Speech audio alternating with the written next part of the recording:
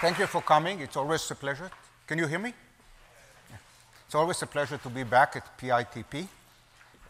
We have a diverse audience here as far as the background, which makes giving such a talk particularly challenging because I'll clearly tell things that are too elementary for some of you, and at some point there will be things that are too advanced. And so the way I structured it, it would be kind of ramp the level up, talking first about really ancient things and gradually move to things that are more modern. Now, some of you have recognized the faces, have heard me during the last year giving very similar talks, and I'm recycling these talks, so I apologize to them. And I noticed some people in the audience who have actually heard very similar talks 20 years ago, so I also apologize to them. As far as references, I'll try to construct it in a somewhat pedagogical way, and references will kind of distract the flow. So I'll give references now, and from this moment on, there will be no references. And references can be found in the papers. I'll refer to 2 review articles that I wrote, which have many references, both within Trilogator, one in 95 and one in 07. Just aspire them, and you will find the references. And I more or less follow the second of them here, the second review, for the first and a half lecture. And then later I'll talk about more modern things, and I'll give references there. I'd like to summarize first what I'll say now is 2 lines so that it will be easy to remember. So it'll be 2 points, which are really the summary and the takeaway lesson from these lectures. And the rest will be kind of details that we'll fill in. So the first thing is that in supersymmetric theories, some objects can be computed exactly, and that gives us a powerful tool to learn about these theories. And that comes in the literature on the various different names.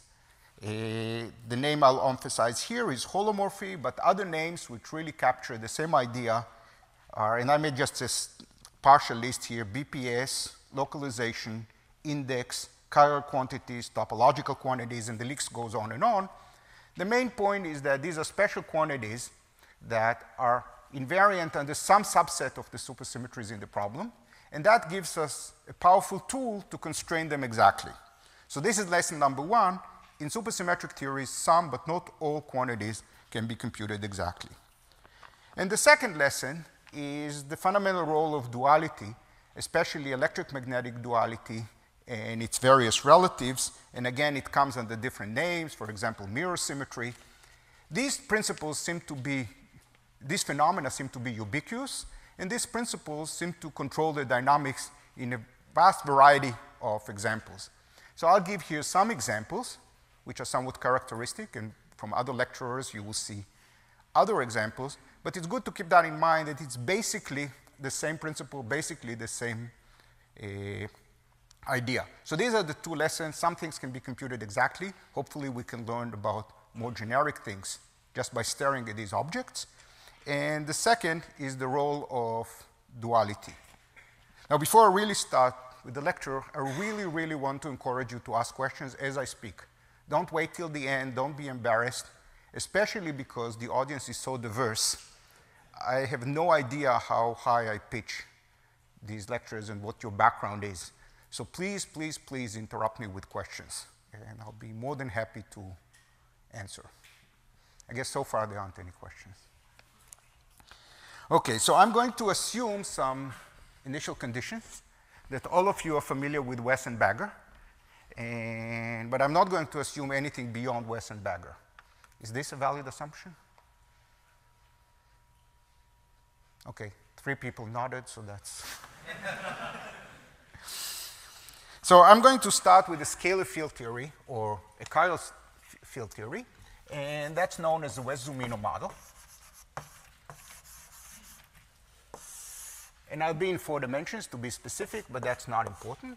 There is a Kähler potential, which is phi absolute value square. Phi is a chiral superfield. And there's a superpotential W, which is m phi square plus, is this big enough? Yeah. Is this big enough also for the overflow? Good.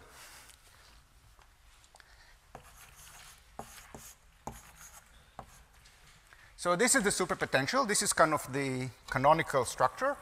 In 4 dimensions, such theory does not really exist because it is infrared free, so it's not a valid interacting quantum field theory. But in lower dimensions it is, say in 3 or 2 dimensions. But as far as what I'm going to say now, it's not going to matter, and we can just stick with this theory. So this theory can be analyzed by considering 2 U1 symmetries, global U1 symmetries. An ordinary U1 symmetry and an R symmetry. An R symmetry is defined as a symmetry that does not commute with supersymmetry. And in my convention, the supercharge has charge 1. And we have a superfield phi, and without loss of generality, we'll give charge 1 here and 1 here. Now, this is clearly not a symmetry of the problem, because if we rotate phi by a phase, you see the superpotential is not invariant. So we are going to compensate for it by assigning charges to M. So I'll put -2 here, and to G, -3 here. And with the R charges, my convention is such that the superpotential carries R charge 2. So I'll just balance the charges, and you see that I put 1 here. So we have phi squared, that's 2. So I'll balance the charges by putting 0 here. And here I have to can balance the charges by putting -1. Now, what have I done here? I've used a symmetry that doesn't exist. This is not a symmetry of the problem. But I'm going to think of M and G, these coupling constants, as big background fields. And as background fields, we can assign to them transformation laws under the symmetries. This is very common in physics, to use symmetries that are explicitly broken. We rotate the parameters, if we let the parameters rotate as well as the fields, it is as if the symmetry is there. And this is very common both in classical mechanics and in quantum mechanics. We don't need to go to quantum field theory for this. And it gives us typically selection rules for various observables. Because if we can control the dependence on the coupling constant by employing these symmetries. And we'll soon see how we can do that. Yes? Would you give an example for classical physics, classical mechanics? Same thing. A specific problem. Just take some differential equation, do the same thing. The question was if I can give an example in classical mechanics, and I said yes, any differential equation. If we have a complex variable, we can rotate the complex variable by a phase, even though the differential equation is not invariant, if we allow the parameters in the differential equation rotate in an appropriate way, and then the solution will respect that symmetry. And this is being used all over.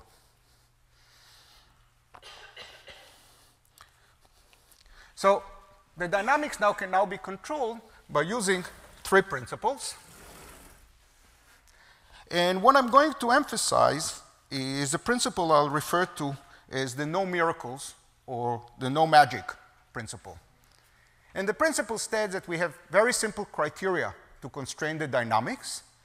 And the no miracle statement is that whatever is consistent with that symmetry is allowed. This is a variant of a statement that is common in quantum field theory in general, that whatever is not explicitly forbidden is allowed. This is an old, well-known principle in quantum field theory. If a term can be generated, it will be generated. So we'll do the same thing here, except that the rules will be slightly modified, and I'll still stick to the same principle. So the rules are, first of all, symmetries.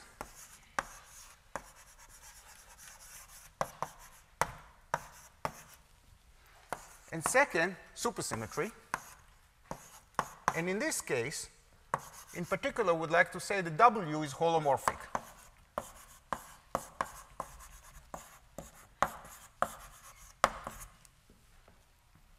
So if you look at Wesson-Bagger, W depends only on chiral superfields and not on anti-chiral superfields.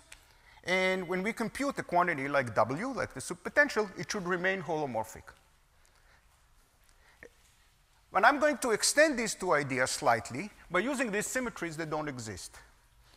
So I'm going to use these symmetries to control the answers. And since they are not real symmetries, we have to let M and G rotate under them and impose the symmetry when we also rotate M and G appropriately. The same can be said for the holomorphic dependence. We can think of M and G as being background fields. This is done, for example, in the hydrogen atom. We put it in the magnetic field, in the background magnetic field, and we get selection rule and get the Zeeman effect, and we get some selection rules about transitions and so forth. The same thing we can do here by saying that M and G are background fields.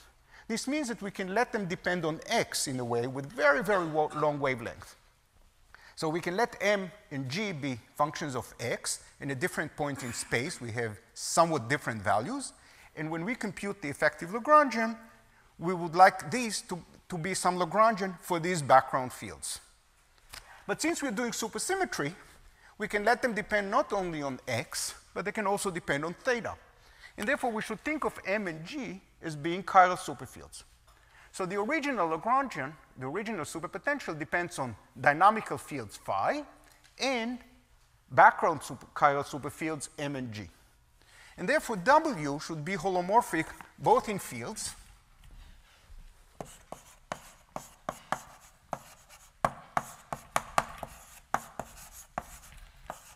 and in coupling constants.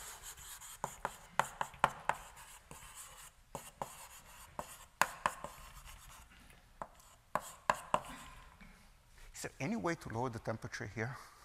Is there any way to lower the temperature? I'm sweating here. It's already down to 60, but it's not gotten there yet. It's getting there. Ah, thank you. And the third principle I'll use is various limits where we know what the answer is.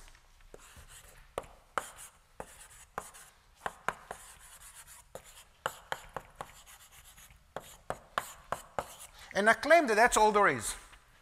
If we use the standard rules of quantum field theory, supplemented by these, we can always get the exact answer. And every term that passes these criteria not only can be generated, but will be generated. So let's see how it works in practice.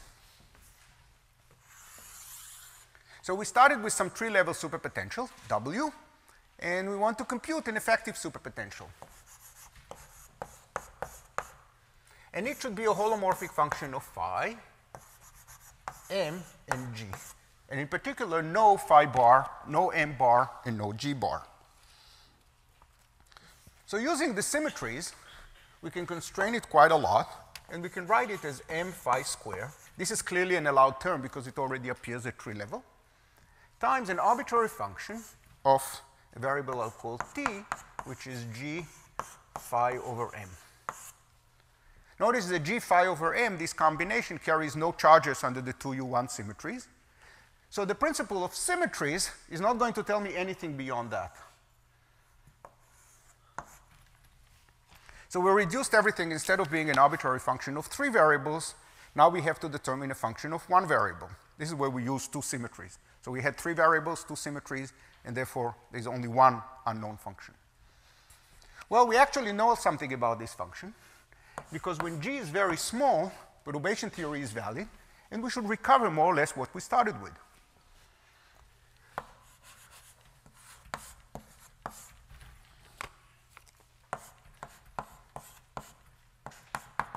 And there could be higher order corrections. So that's the limit of small g. So here we use the symmetries.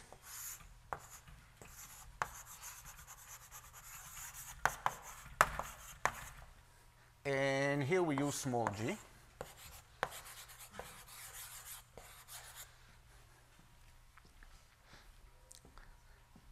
And indeed, there could be higher order terms. Nothing stops us from adding higher order terms. So let's examine where these other higher order terms could come from. One term we can get is, say, t to the n. So that would give us a term like m phi square times g to the n, phi to the n, over m to the n. And such a term can indeed be generated by a diagram.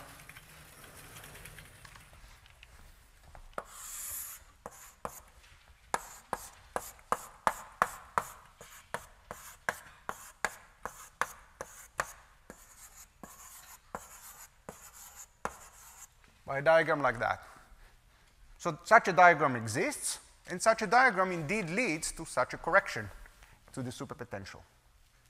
There are several things that are wrong with this diagram, and they're all equivalent. First of all, it's not 1 pi. If we cut the diagram here in the middle, see, we separate the diagram to 2 separate diagrams.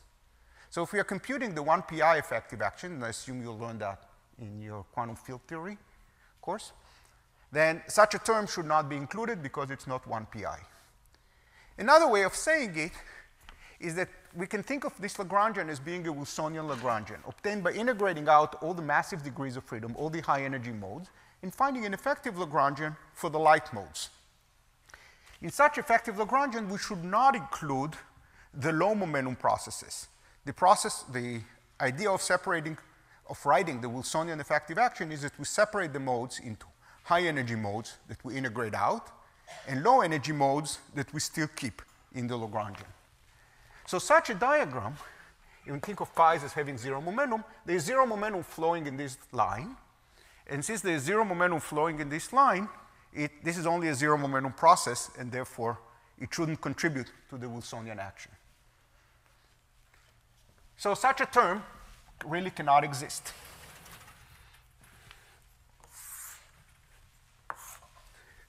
What about loop diagrams?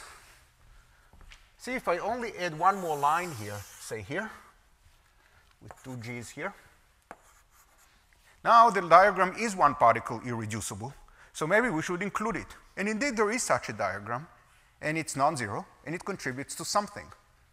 But the point is that it cannot contribute to this object, because the number of phi's in this diagram is exactly the same as it was before. I didn't change the number of phi's. I added 2 vertices, one here and one here, and each vertex comes with a factor of with a factor of g. So this general structure where we have an arbitrary function of g phi over m is not respected by this diagram. So such a diagram exists, and it contributes to the effective Lagrangian, but it cannot contribute to the superpotential. So putting all these together, we derive a known result.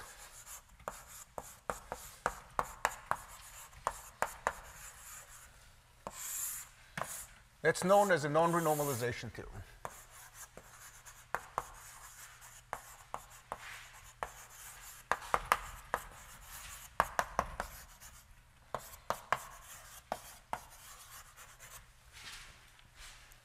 So the theory can be very complicated. We have a lot of complicated dynamics, but all of it comes in the effective Kähler potential, or maybe in higher derivative terms, but not in the superpotential. So once we have such a result, we'd like to have consequences, so I'm going to make a list of comments that are somewhat independent. First of all, I proved it here for a cubic superpotential with one superfield. It's straightforward, and I'll give it as an exercise for you to extend this proof to any number of fields and any polynomial superpotential. In fact, it doesn't even have to be polynomial, but just do it for a polynomial. So consider a superpotential which has n fields and some polynomial in these fields, and show that the same result is true. You will have to work a little bit harder because there are more coupling constants and you have to take various limits, but it's still true. So this is comment number 1. Comment number 2, if we have both light fields and heavy fields, we might want to integrate out the heavy fields and not have them in the effective Lagrangian. In this case, we should include such 3 diagrams. So this is a light field, this is a light field, and imagine that this is a heavy field. Such a diagram is one particle reducible, but if we integrate out h, or if we think of the problem as being an effective Lagrangian below the mass of h, we should integrate out h, and then such a diagram does exist, and it does contribute to the superpotential, and it leads to a term of order L to the 4th. So when you hear that the superpotential is exactly the 3-level superpotential, or what appears in the Lagrangian, that's somewhat imprecise because integrating out massive fields can renormalize the superpotential.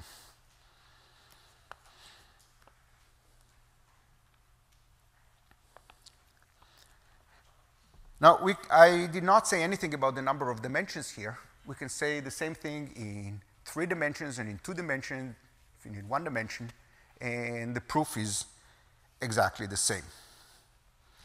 Now, I also use perturbation theory in giving an interpretation for these terms, but it's clear that the same answer is valid even non-perturbatively. Imagine there are some non-perturbative effects in G that would still respect the same rules, and they still cannot correct the superpotential. Now, in 4 dimensions, this is not a very interesting statement because this theory doesn't really strictly exist. But in lower dimensions, say in 3 dimensions, it exists. And the fact that the statement is true non-perturbatively is interesting and useful. Later, we will see that this statement is that the superpotential is not corrected is not strictly true once we include non-perturbative effects. The way it will come about is that we'll use symmetries that are true in perturbation theory, and therefore they can constrain the superpotential. But these symmetries will cease to be exact beyond perturbation theory, and therefore beyond perturbation theory, new terms can appear in the Lagrangian, terms that violate this symmetry that existed classically in perturbation theory, and by doing that, the theorem will still be true in a broader sense. In other words, when I claim the no magic principle, that these 3 ideas control everything, if in perturbation theory we have more symmetries, in perturbation theory we have fewer allowed terms. Non-perturbatively, we have fewer symmetries, and therefore we can allow more terms, and we will see this no magic principle. Once the terms are allowed, they are generated, and they are indeed there. Now, the main thing that really made this result work is the holomorphy. Because if I only could allow here a G star, the complex conjugate of G, there would be many other invariants I could have written down, like any function of GG star. There would be other invariants, and then there could be a whole power series in GG star multiplying every one of these terms. So that would have been possible. So the main idea here is that the superpotential is holomorphic in G, and that is this thing I said earlier, that the same principle appears in more modern applications like localization and looking at controlling BPS objects that are invariant under half supersymmetries, computing chiral quantities, and so forth. So there's a long list of things that really follow from the same idea that some objects are invariant under half of supersymmetries. So this would be a natural place to stop for questions. Yes, please.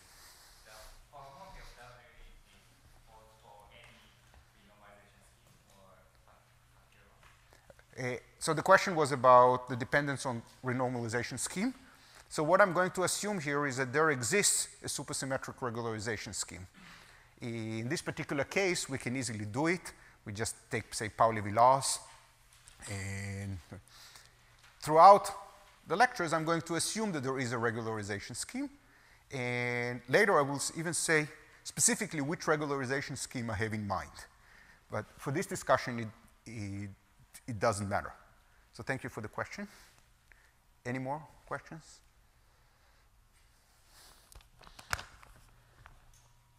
So the next topic I'd like to discuss is gauge theories.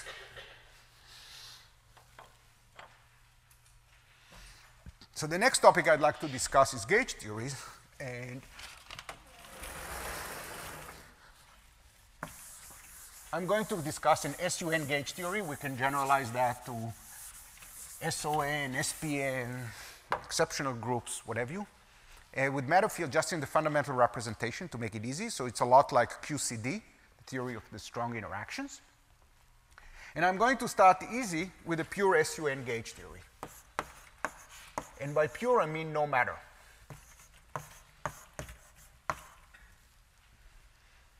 And I'll be in 4 dimensions. So this theory has gluons, mu, and gluinos, lambda alpha.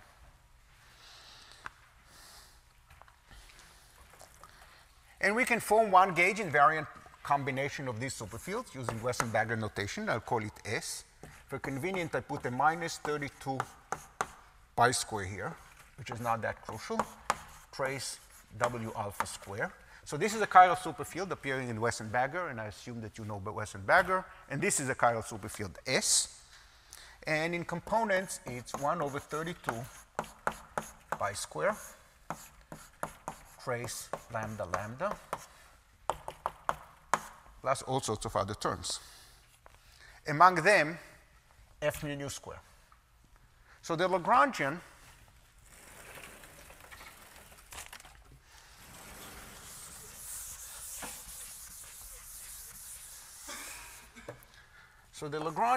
includes all sorts of terms plus integral d2 theta of this s with a coefficient 1 over g squared, and there might be a prefactor plus complex conjugate. And I can also replace this 1 over g squared by a complex number. I'll call it tau. And tau will be theta over 2 pi plus, what's the coefficient of g?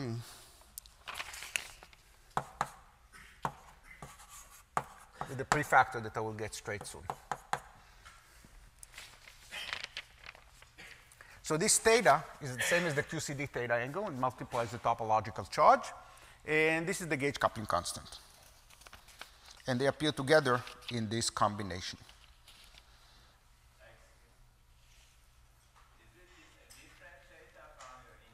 Yes, thank you. This is really extremely unfortunate and too late to change it. This theta is anti-commuting coordinate, and this theta is the vacuum angle.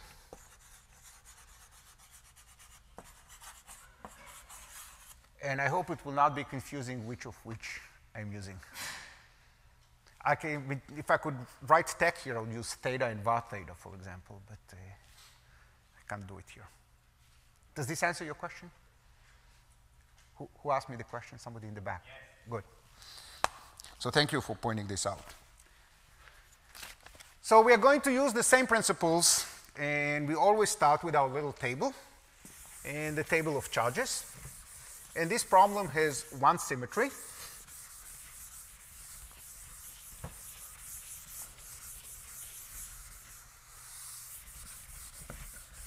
It's an R symmetry. It's a symmetry that does not commute with supersymmetry.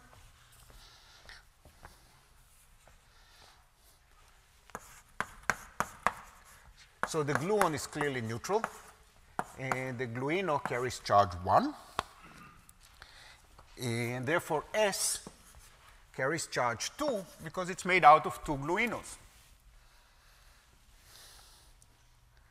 Now, this symmetry is exact in perturbation theory. It's a symmetry of the Lagrangian. It is exact in perturbation theory. If you compute correlation functions in perturbation theory, this symmetry is respected. But it's going to be violated non-perturbatively. So let me say a few words about that. This theory is asymptotically free, which means that we formulated a short distance with some small coupling constant, g at the level of the value of the g at the cutoff.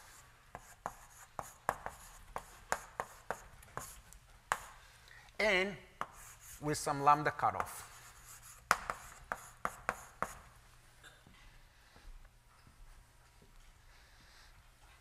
And then as we go to lower energies, which means that we integrate out modes by lowering the value of the cutoff, we get some strong dynamics. This is the phenomenon of asymptotic freedom.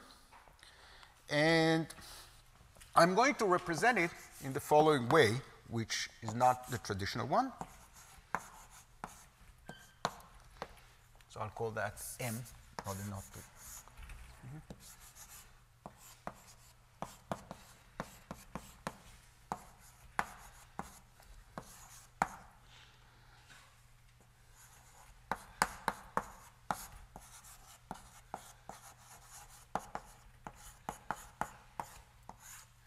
Now, you have probably seen this formula before, but you have seen it by seeing the logarithm of this formula.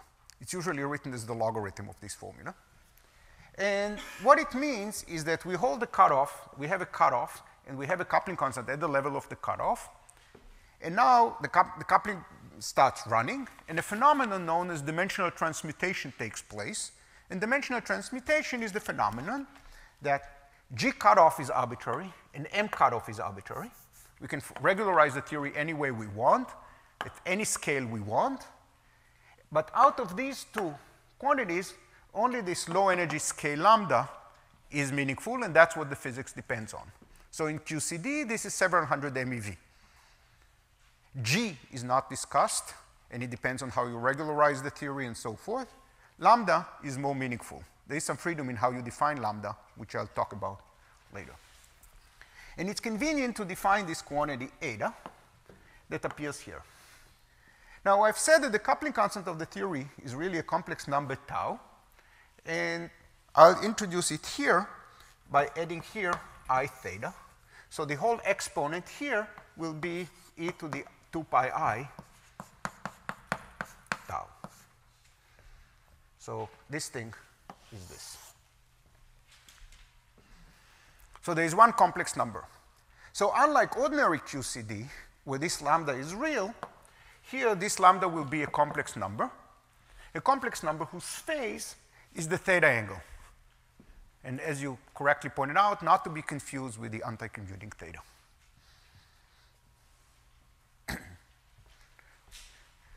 Now we look at the Lagrangian, and in the Lagrangian we see that tau and S appear here integrated d2 theta. This means that S is a chiral, we said that S is a chiral superfield, and therefore if we want to promote tau to a field, we should better also promote it to a chiral superfield. And therefore this eta, or this lambda, will be a chiral superfield.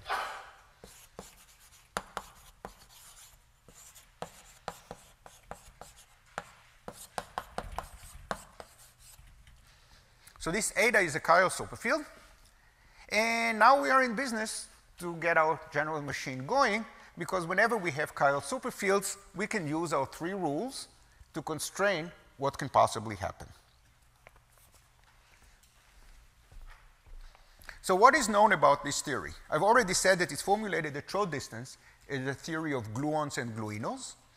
And then as we go to long distance, the couplings become strong, and a priori we know nothing. So I'm going to tell you now what the theory does without a proof, and later I'll actually give a proof of this statement. So the logic will be a little bit circular, but bear with me, I'll fill all the gaps, and the story can be told in a different order, but it will be more complicated. So again, I'm going to make an assumption now about this theory, an assumption that I will prove later, and then we'll be able to run the whole story backwards and derive this assumption. But for the moment, let's just make the assumption. And the assumption is that in the IR, there is strong dynamics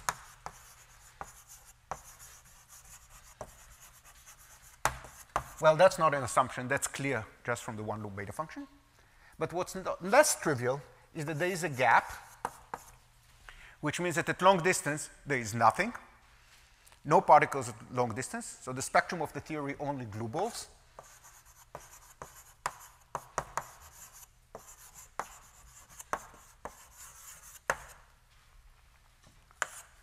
And furthermore, there is chiral symmetry breaking.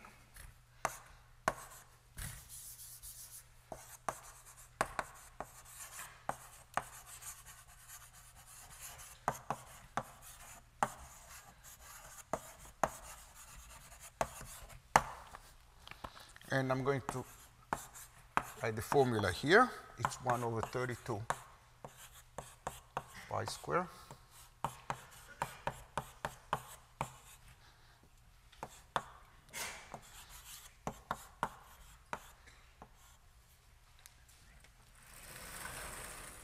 And as before, I'm going to make a lot of comments about this. First of all, this looks a little bit puzzling. Because we say we have a U1R symmetry. There's an expectation value of something charged under the symmetry. And therefore, there should be a Goldstone boson. Should be a massless Goldstone boson. And yet I said that there is a gap and there are no massless particles. The answer to that is that this symmetry, this U1R symmetry, is an exact symmetry of the classical Lagrangian. It's also exact in perturbation theory, but it's not exact in the full theory. More specifically, the U1R symmetry is explicitly broken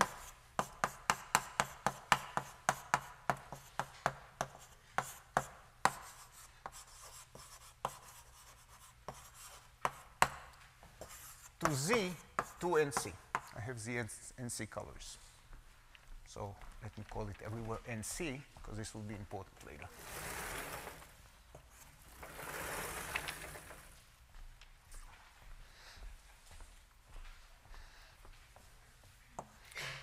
This thing can be seen, a precursor of this can be seen already in perturbation theory.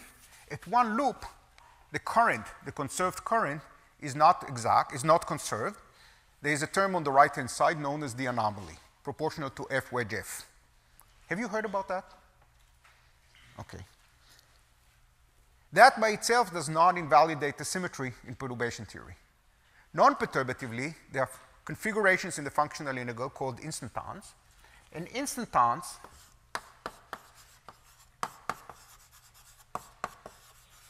break the symmetry. Every instanton comes with exactly one factor of eta. That's why I designed this object eta. And I refer to eta as the instanton factor.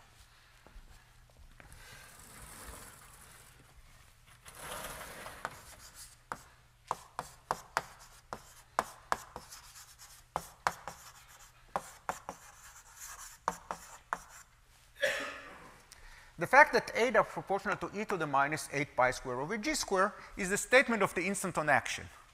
It's a configuration in the functional integral which has non-zero action. There's a 1 over g square because everything in the Lagrangian has a 1 over g square out front, and the action is exactly 8 pi square over g square. And it has one unit of topological charge, and that's why it contributes one factor of e to the I eta. So whenever we see an instanton, we just have to throw in a factor of eta. So eta is the instanton factor. And eta has 2nc fermion zero modes. Therefore, eta breaks the symmetry, and I'm going to add it to my little table, and claim that eta has charge 2nc. So now we are in a situation very similar to what we had in the West-Zumino model. We have a global U1 symmetry, and we have a coupling constant eta that transforms under the symmetry. And we can either say that the symmetry is explicitly broken because this parameter has some value, because eta is non-zero, or we could say that the symmetry is still there, but we have to remember to rotate eta as we use the symmetry. The fact that the charge here is 2nc and the basic object lambda carries charge 1 means that the symmetry is explicitly broken to 2nc. Now, I've used here the terminology of explicit breaking and spontaneous breaking. Is the distinction between them clear? Known? Learned, but you forgot? Or I'll remind you. So explicit breaking is a statement that the symmetry is not really there. We thought it's there, or it's approximately there, but there's something that explicitly breaks the symmetry. Explicit breaking means the symmetry is not there. Spontaneous breaking means that the system has a symmetry. The Lagrangian has the symmetry, the correlation functions at short distance have a symmetry, the operators are representations of the symmetry and so forth, but the vacuum is not. So vacuum expectation values do not have the symmetry. If we work in finite volume, the symmetry is preserved. Again, the operators have the symmetry. The symmetry is really a property of the theory, and it can control the dynamics, but the vacuum is not invariant under the symmetry, and therefore vacuum expectation values are not invariant under the symmetry. The breaking of U1R is an explicit breaking. We have a coupling constant that carries the charge. Whenever we have a coupling constant that carries the charge, the fact that the coupling constant is non-zero means that the symmetry is violated.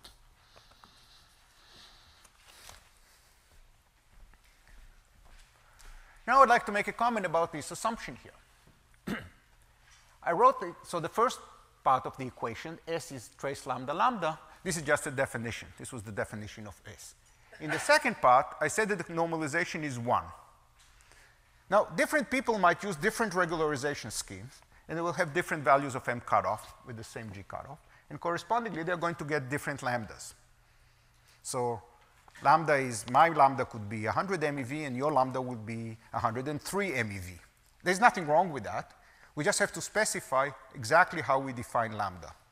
So what I'll be using here is a specific subtraction scheme known as dimensional regularization bar, dimensional reduction bar. The details of that are not important. It's just important that we know what we are doing, and this is a very clear subtraction scheme. And it is defined at one loop. So there's nothing fancy, nothing complicated, non-perturbative about it. It is just one loop physics. At one loop, we have to define what we mean by the subtraction scheme. We have to define what we mean by lambda. And the definition we use is a well-known one in the literature, and it's very convenient. One reason it is convenient is that the normalization of the expectation value will turn out to be exactly 1 in that subtraction scheme. I'm going to derive the normalization later, but at the moment when I assume that this is the answer and we get something non-zero, I will just say that the normalization is 1. And it's 1 in this particular subtraction scheme. The next comment is that the formula there for eta has nc different branches because we have a fractional power. Which fractional power should we take? We have nc different values for the fractional power, and which of them should we take? And the answer is that we should take all of them. The theory has nc vacua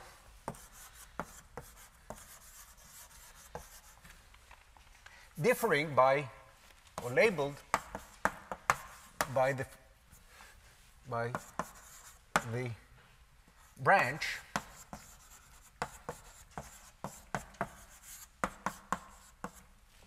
in this formula.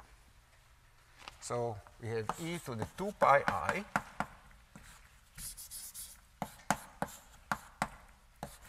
k over nc, where k goes from 1 to nc. So these are nc different values. What's the physics of having nc different vacua? Well, we said that the system had classically a U1R symmetry that was explicitly broken to Z2nc. The expectation values of two gauginos further spontaneously breaks this symmetry to Z2.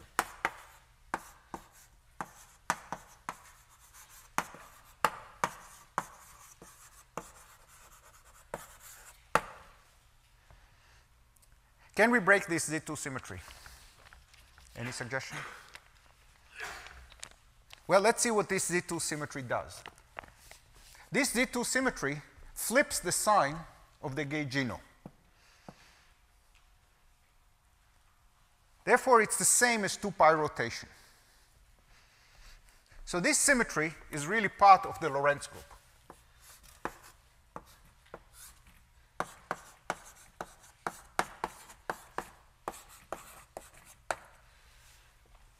So see the hierarchy of symmetries that we had.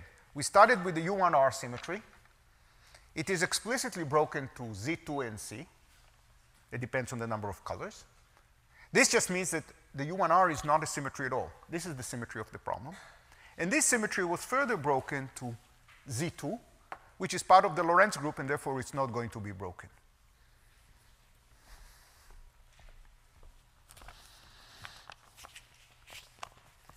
Now, I'd like to summarize all this information in an effective Lagrangian because this is the spirit of all these talks. So what can I erase? I need almost everything.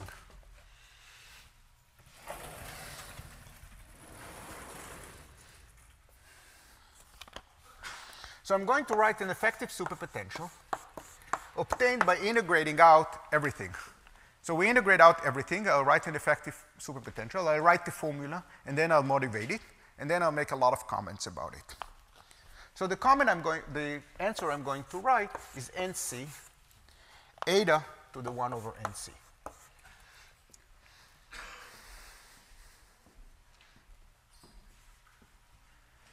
First, we should check the symmetries. In terms of U1R, notice that this is invariant under the symmetries. I didn't tell you what the coefficient is, but this is invariant under the symmetries, because the superpotential should have R charge too. Now, one might wonder, what am I doing? This superpotential is independent of fields, and therefore there is no such objects. If you look at Wess and Bagger, they tell you that we can always add a constant to the superpotential. It does not affect the dynamics. That's somewhat too fast. It's too fast for several reasons. First of all, if we couple the system weakly to supergravity, then the value of the superpotential is physical. That's number one, even the number, the constant.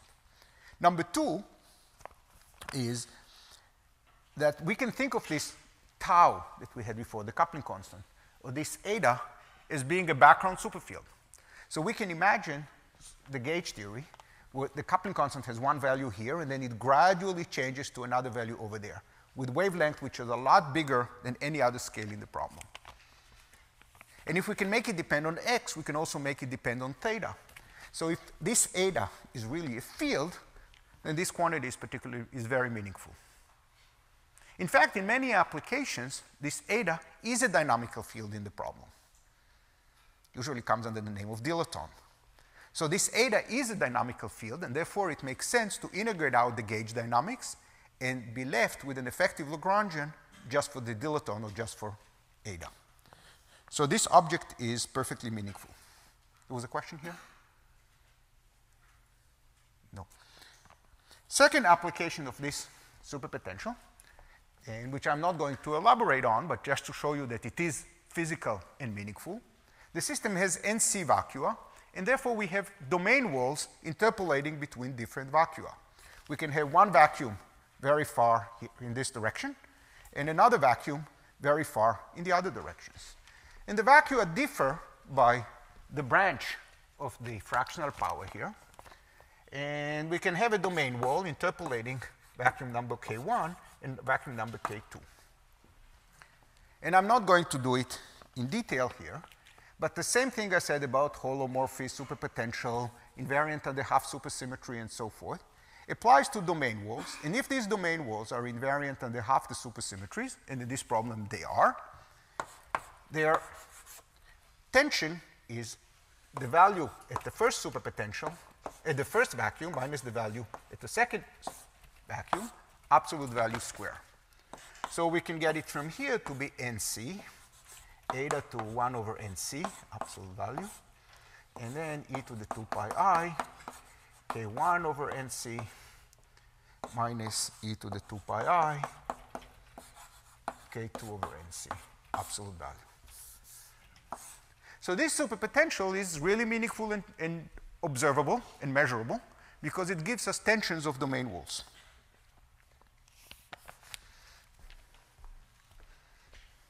Now, if you go back to your quantum field theory 101, we computed the generating function as a function of the coupling constants. Now we can construct what is called there the effective Lagrangian by performing a Legendre transform. We can take the Lagrangian that we found. We view it as I call everything a Lagrangian, but this is usually called the generating function because eta is a coupling constant.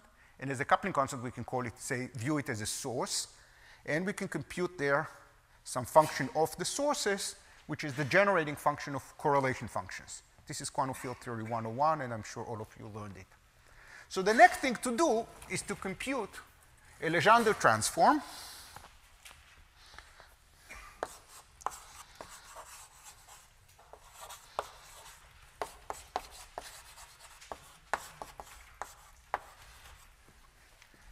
Now, if we look at the Lagrangian, the coefficient of S is tau, and tau is roughly the logarithm of eta. So we should perform the Legendre transform with respect to log eta.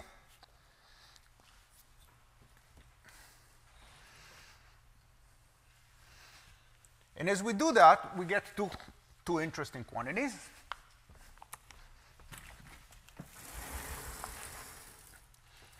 First, S, the expectation value of S, is the derivative of W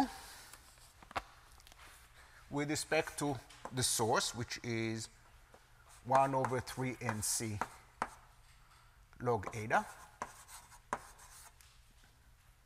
log lambda, sorry.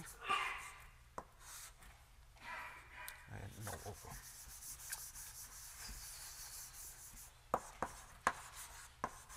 Log eta. And that is exactly eta to the 1 over NC. In other words, I've postulated that the expectation value of S is eta to the 1 over NC, and therefore this formula for the superpotential just follows from that expectation value. So this formula, see if you differentiate with respect to log eta, the 1 over NC cancels the NC here, and we are left with the eta to the 1 over NC. So we have the expectation value for S. Now we have a derivation of this superpotential. And doing that, we can finish performing the Legendre transform and find W effective of S to be NC S 1 minus log S over lambda cube. And this is known as the Veneziano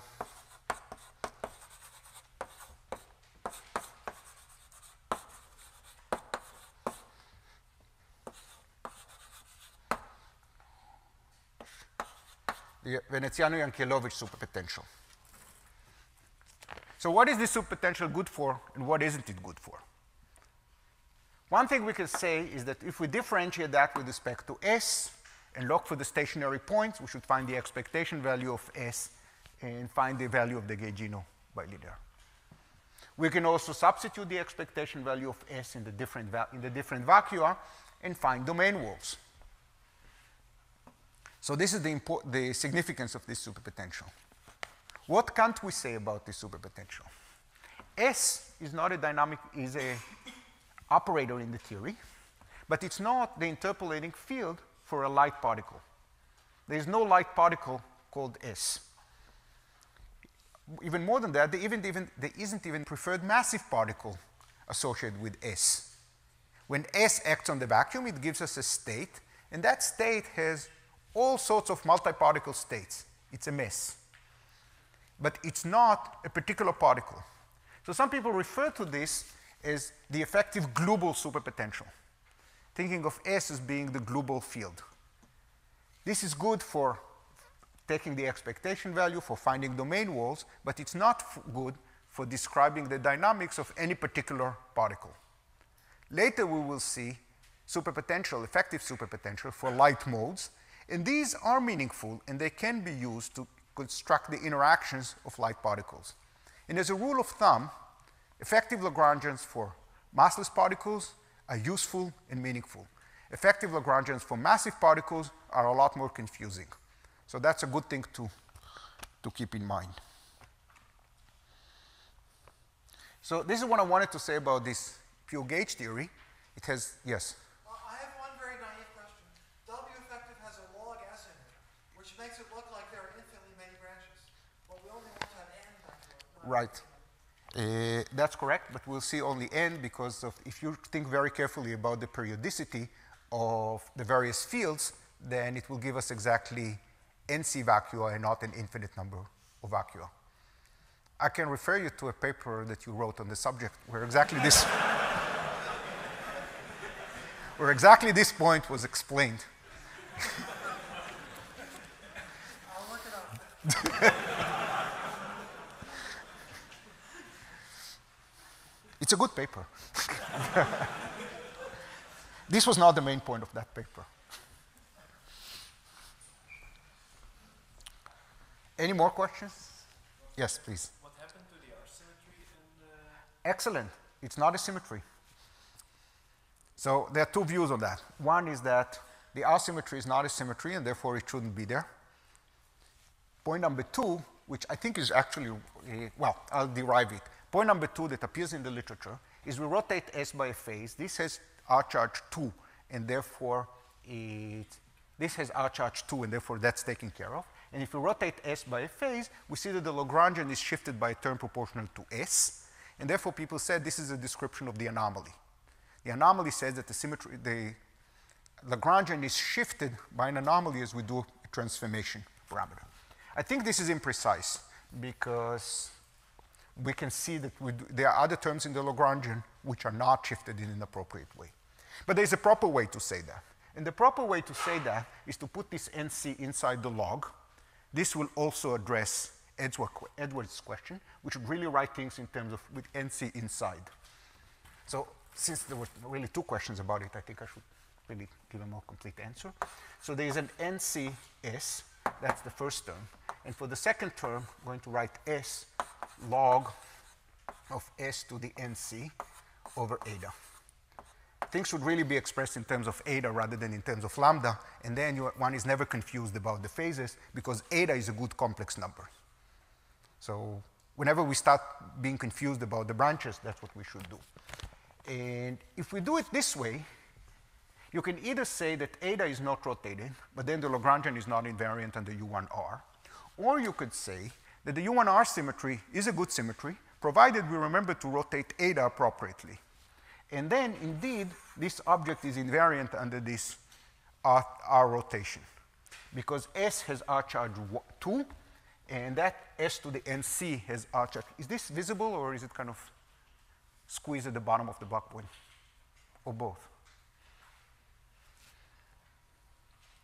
So S has R charge 2, S to the NC has R charge 2NC, and which is exactly the R charge of eta.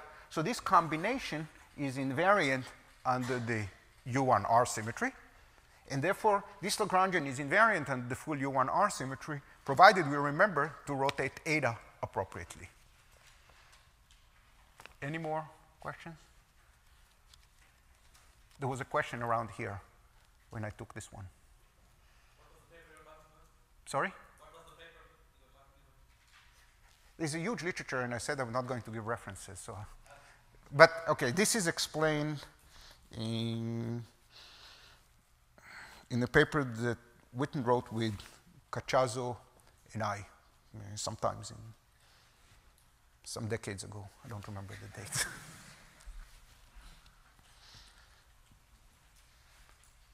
I think it's also explained in the review I wrote with Intriligator.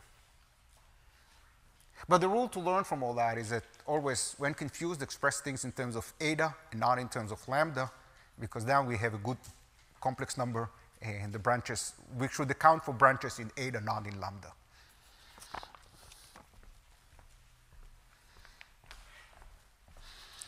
So it's time to make the theory a little bit more interesting by adding matter. How much time do I still have?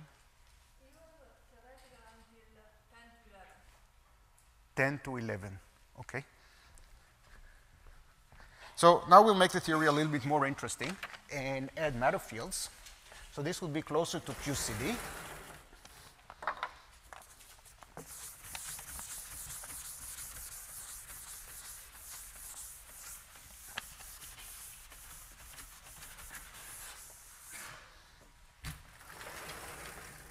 So we're going to add Metafields in the fundamental and anti-fundamental representation. Of course, we could have added other representations, but we'll start with this one.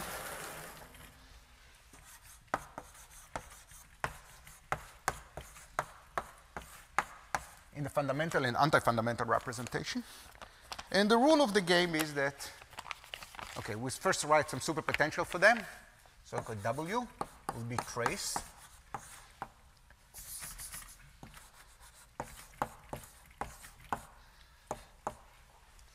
So Q has both flavor and color indices. And here we contract the color indices to make a gauge invariant quantity. So I'll define M to be Q tilde Q transpose. This one has only flavor indices. The color indices are being contracted. And M, the mass, is a matrix in flavor space. So we contract the indices, and then we take the trace to contract the remaining indices. So what this describes in practice is a theory of massive quarks and some SUN gauge theory. So very much like QCD. And I'm going to discuss it in the limit that all the masses are very big. All the eigenvalues of M are much bigger than the absolute value of lambda, and lambda will be defined shortly. This would be the QCD scale of the theory. I'm going to study it in the limit that M is very, very large. And again, I'll use the symmetries. So this is the first thing we do when we have such a problem. We make a list of all the characters in this story. We have Q and Q tilde. And we have a meson, which is Q tilde or Q transpose Q tilde U transpose. And we have the mass M. And we have eta, which in this case, it's lambda to the 3nc minus an f. So the one-loop beta function is different here, and therefore the exponent is different. And we have a bunch of symmetries. Most of them I'm not even going to write down. We have baryon number symmetry. which by convention I take to be 1 and minus 1 here. And therefore, this is 0, this is 0, this is 0. More interesting is U1A, an axial symmetry that without loss of generality I can take to be 1 and 1 here. So if Q and Q tilde are rotated the same way, then M, we just add the charges, we get 2, and therefore little m must be minus 2. And now comes an interesting thing, that here we have 2NF. So again, we have instantons, and instantons have fermion zero modes, and each Q and each Q tilde, the fermion in them have a zero mode, and therefore the instanton can be thought of as a vertex carrying charge 2NF under that symmetry. So this means that this symmetry is not going to be an exact symmetry of the problem because eta breaks it. We can also consider an R symmetry. And without loss of generality, I'll put zeros here, here, and therefore I have 0 here and 2 here. And it's a little bit more exercise to compute the charge here.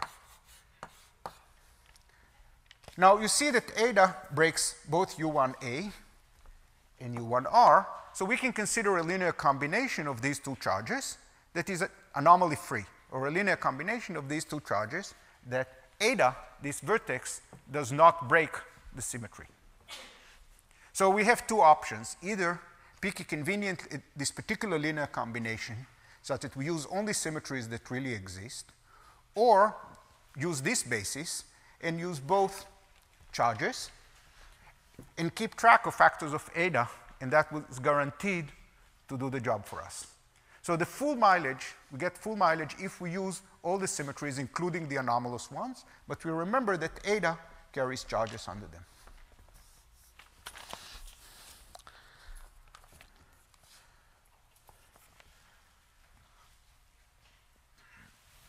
Okay, this can finally go.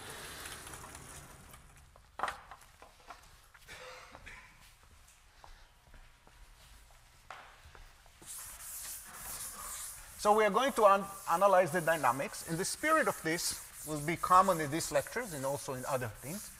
If you look at principle number 3, we should examine various limits. So let's get the answer first in one limit, and then we'll see what the answer is. In fact, we'll get the answer in one limit, and we'll argue that the answer is exact, and since the answer is exact, it's true for all values of the parameters. This is what we did with the Wezumino model, so now we'll do it with this gauge theory. So I'm going to consider it in the limit that m is very big. So I'm cranking the mass up, and at very, very high energies, the theory is asymptotically free. We have some dynamics, become strongly coupled, and something happens. Let's see that in more detail. Notice the exponent in eta here. The exponent changes sign depending on 3nc minus nf. When 3nc minus nf is positive, which means that we have fewer flavors, we have asymptotic freedom.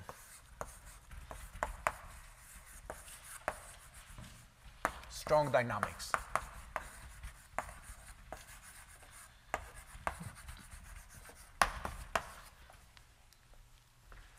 If 3nc minus nf is less than or equal 0, we have IR freedom. So to be precise, when there is an equal sign here, the one loop beta function vanishes, but the two loop beta function is negative, so the theory is still infrared free. In this case, the theory is strongly coupled in the UV, and therefore the theory does not strictly make sense. But it's weakly coupled in the infrared, so in this case it's easy to understand the dynamics, because this is what you call WYSIWYG. What you see is what you get. You write terms in the Lagrangian, and that's the answer. The answers are precisely the terms that you see in the Lagrangian. So that's infrared freedom. So but whatever we do, if NF is much bigger than, if M is much bigger than lambda, we can integrate out all the quarks and find an effective Lagrangian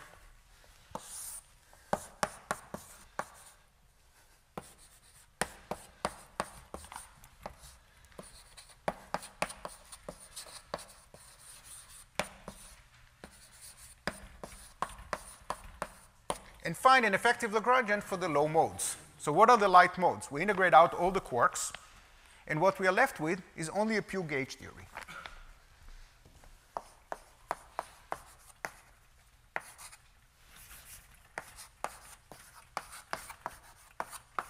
Only gauge fields, no quarks. So we integrate out the quarks, and we found this gauge theory. And this gauge theory we've already analyzed before. Well, we didn't analyze, I stated the answer, but I'm going to use the same answer here. So at very high energies, we have some quarks. In the context of QCD, we can think of this like the top quark. We integrate it out, we come down at lower energies, and now it is as if the top was never there. The only effect of the heavy modes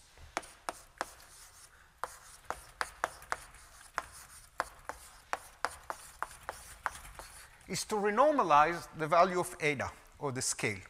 So we have threshold as we integrate out fields, we have thresholds. That's what it's typically called. And at low energies, we get eta low, which I'll write the answer here and then I'll explain, can be thought of as lambda low to the 3nc. And that is det m lambda to the 3nc minus nf equals det m eta. So again, normally you see not this formula, but the logarithm of this formula. And the logarithm of this formula is the statement that at the scale lambda, at the scale m, we integrate out the fields, and the coupling constant starts running differently. So intuitively, oh boy.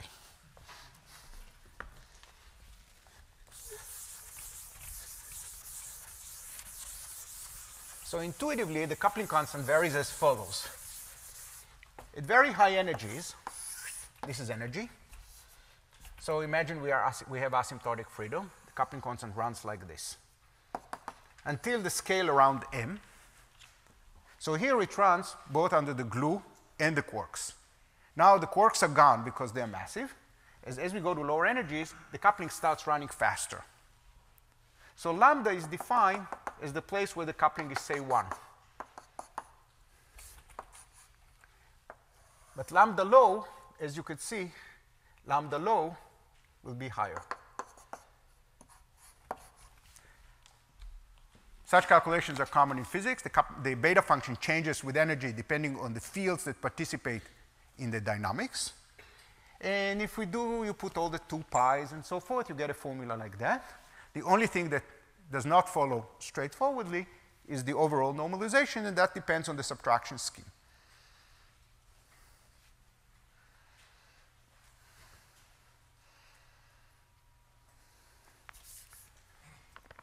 So we have this formula, and with this formula, we can just copy the previous answers.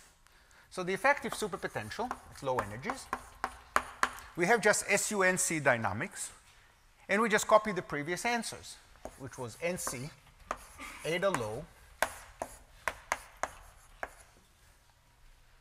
So we just copy the answer we had before, which we can now write in terms of the original variables.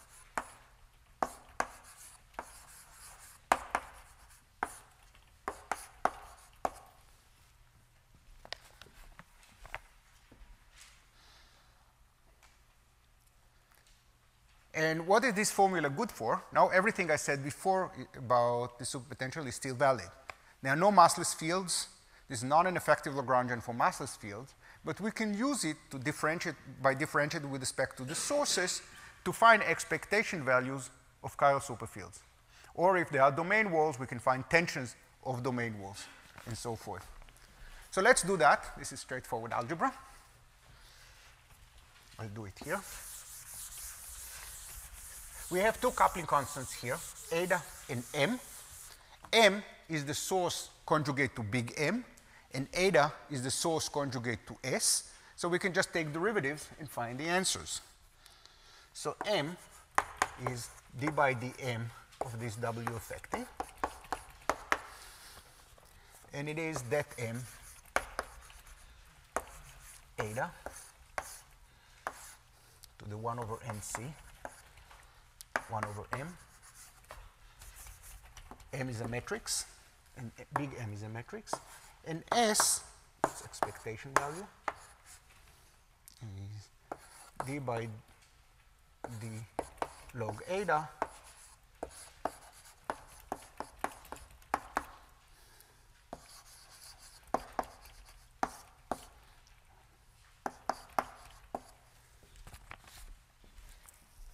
over NC.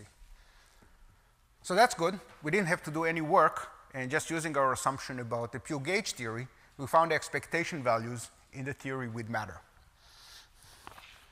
Now, the claim is that these expectation values, although they were derived in the limit that the mass is very large, although they were derived only in the limit, these formulas are exact. And the way to prove that is, again, use the symmetries and holomorphy. There is no correction that can be written down. So these formulas must be exact.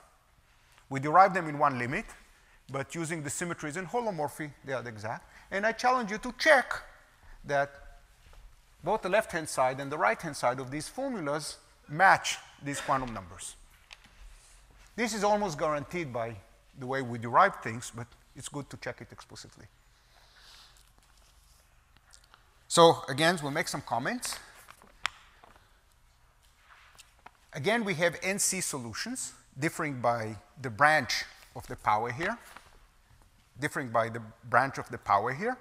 and these NC solutions correspond to the NC different vacua of the system. Second thing we can do is let's examine the limit m going to 0. When I say m here, I mean all the eigenvalues of the matrix m going to 0. So we derived it in the limit that the masses go to infinity. Let's see what happens as the masses go to 0. And we can take the ratio at different rates, different eigenvalues to 0.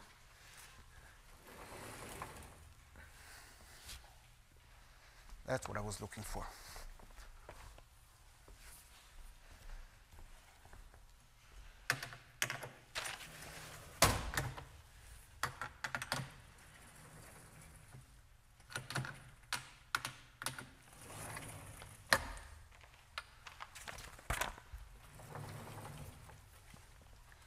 So when the number of flavors is less than the number of colors, m runs to infinity, no matter what we do. This is the first thing that looks surprising from this point of view. We have, how come the answer runs off to infinity? Second, for NF larger or equal than NC, m can be finite, but we get different values.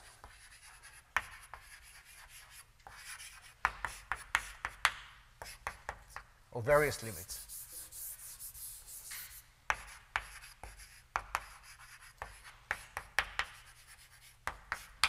The limit is not unique. So just by staring at this formula, we can derive this result. Notice also that for finite n,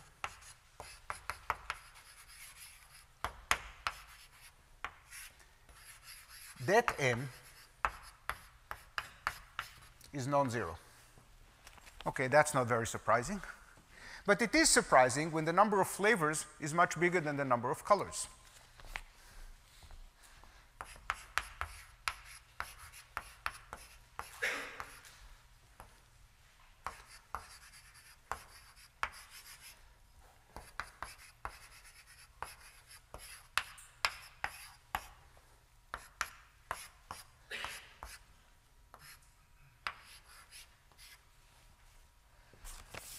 So when the number of flavors is bigger than the number of colors, the rank of the matrix M is constrained to be at most NC. This is a property in algebra. When you multiply rectangular matrices, the product has a rank which is constrained. That's not true about the answer. If the rank is at most NC and NF is bigger than NC, then the determinant has to vanish, and yet the determinant is not 0. Done? Or 5 more minutes? Okay.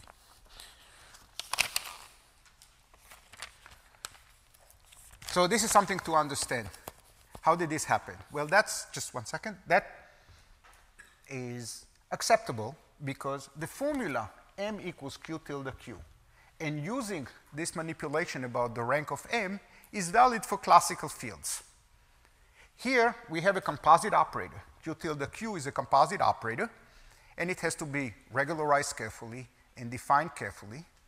And such a manipulation that reading off the rank of the metrics of the product using the fact that these are individual fields, this is too fast. So this is a good lesson to learn about quantum field theory, and we'll see in the lecture tomorrow the underlying reason why this happened. So what we'll do tomorrow is I'll explain how come m runs off to infinity here, how come here we can have various different answers, and how come we can violate the rank. There was a question here. This result in the rank of the matrix is a bound for this value. It could be lower. Right? Could be lower, but if it's lower, it was not going to change the fact that the determinant is 0. So whatever the bound is, it's violated, our answer violates the bound. And it could be even smaller, but then it would violate it by even more. So the last thing I want to do is repeat this exercise and compute the Legendre transform based on these formulas. So first we derived the formula in terms of the sources. We found W effective of eta and m, and we can compute now W effective of the fields S and M. And the formula we find is W effective of M and S is S NC minus NF minus log S to the NC minus NF that M over eta. And I already wrote it here in a nice way that we will not be confused by the branches.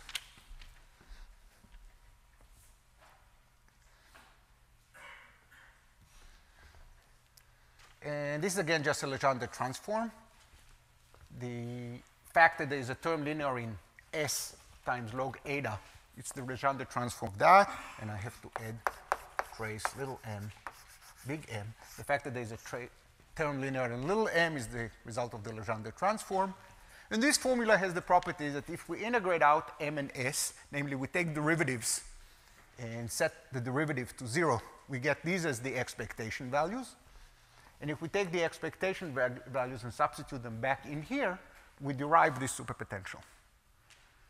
So if you work in terms of the effective Lagrangian of eta, there's an m, like this one, you're never confused by the branches, because there's always 1 over nc, and which corresponds to the nc different branches. If you integrate, you write it in terms of s and m, there might be some puzzle here, but again, if you write it in terms of eta, there is no problem. But you can also integrate out s and have a superpotential just for, I'm running out of blackboards. Blackboards here are too small. And we can also get an effective superpotential just for m. So we just integrate out s out of here. Or alternatively, we start from the beginning and we perform the Legendre transform only for big M. And now we get NC minus NF eta over that M to the power 1 over NC minus NF trace M, and there's a plus sign. Where again here, we see different number of branches. So what we'll do next time is revisit the whole theory in a totally different limit. We'll start when the mass is 0. We'll do the whole analysis, and we'll see that all these peculiarities that I pointed out here have another way of understanding them in the other limit. And this is something which is very common in dualities. We get the same formula in 2 limits, but the physical interpretation or the underlying mechanism is different in the 2 limits. So that's what we'll do next time. And again, I want to stress that all these formulas are exact, even though we derive them only in some limit because it follows from those symmetries. Any questions? Does the analysis change if you include Wilson lines? Oh, it's a fascinating question. What I said here is not going to change because I'm only considering these local operators. But you can ask, what is the behavior of Wilson lines in this theory? That's a good question. Unfortunately, the answer in this particular theory is not that exciting because in this theory we have Metafields in the fundamental representation and they can screen the Wilson line. But we can consider other theories. For example, imagine you put Metafields in the adjoint. Or imagine n is even and you put Metafields in a 2-index symmetric tensor. Or you studied SON with vectors and you considered Wilson lines in the spinor representation. In all these cases, you cannot screen the Wilson line by the dynamical fields. And then you can ask, what do we know about the behavior of the Wilson line? In fact, you could have asked me this question in the theory without the Metafields when we discussed just the pure gauge theory. In this theory, we have confinement, and the Wilson line has an area law. So they have NC vacua, and there is area law for the Wilson loop in all of them. And what the 't Hooft loop does in all these things is an interesting topic that I'm not going to discuss here.